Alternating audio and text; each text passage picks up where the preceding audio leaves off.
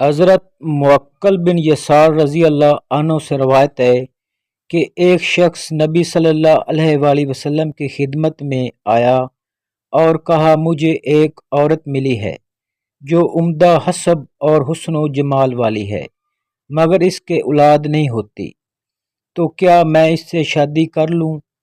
آپ صلی اللہ علیہ وآلہ وسلم نے فرمایا، نہیں۔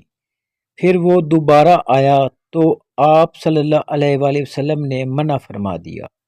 پھر وہ تیسری بار آیا تو آپ صلی اللہ علیہ وآلہ وسلم نے ارشاد فرمایا، ایسی عورتوں سے شادی کرو جو بہت محبت کرنے والی اور بہت بچے جننے والی ہوں، بلا شبہ میں تمہاری کثرت سے دیگر امتوں پر فخر کرنے والا ہوں۔